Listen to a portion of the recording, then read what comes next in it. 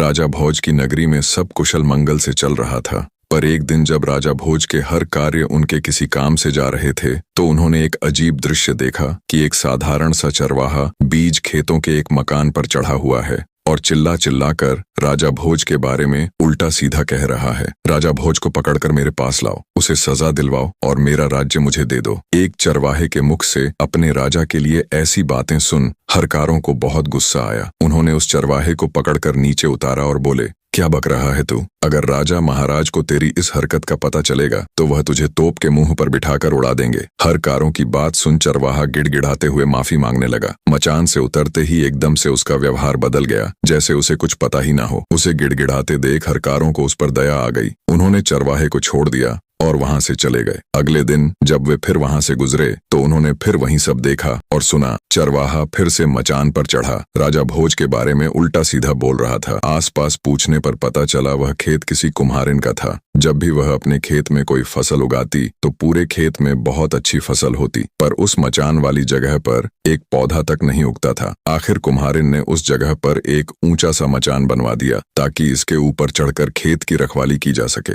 चरवाहे के बारे में पूछा तो पता चला कि वो एक साधारण सा चरवाहा है, पर पता नहीं क्यों जब भी वह इस मचान यानी चबूतरे पर चढ़ता है तो इसी प्रकार की बातें करता है और नीचे उतरते ही उसका व्यवहार बिल्कुल सामान्य हो जाता है। यह सब जानने के बाद राजा भोज के हरकारों को बड़ा अजीब लगा। उन्होंने राजमहल जाकर यह सारा किस्सा ज्यों का त्यों राजा के सामने कह सुनाया। सारी बात सुन राजा भोज को भी बड़ा अचरज हुआ। हमारे राज्य में तो सब लोग सुख शांति के साथ रहते हैं, फिर वह चरवाहा ऐसी हरकत क्यों कर रहा है? जरूर इसके पीछे कोई तो बात है। हरकारे बोले, महाराज हमें तो लगता है उस मचान में ही कोई गड़बड़ है, क्योंकि जब भी वह चरवाहा उस पर चढ़ता है तो ऐसी बातें करता है, लेकिन जैसे ही वह नीचे उतरता है फिर से साधारण मनुष्य बन जाता है। सब जानने के बाद आश्चर्य के साथ राजा भोज बोले, अगर ऐसा है तो तुम मुझे तुरंत वहां ले चलो, मैं अपनी आंखों से ये सब देखना चाहता हूँ। राजा भोज ने अपने सैनिकों और दूतों को साथ लिया और कुछ ही समय में उस रहस्यमयी चबूतरे के पास जा पहुंचे और उससे थोड़ी दूरी पर छिपकर खड़े हो गए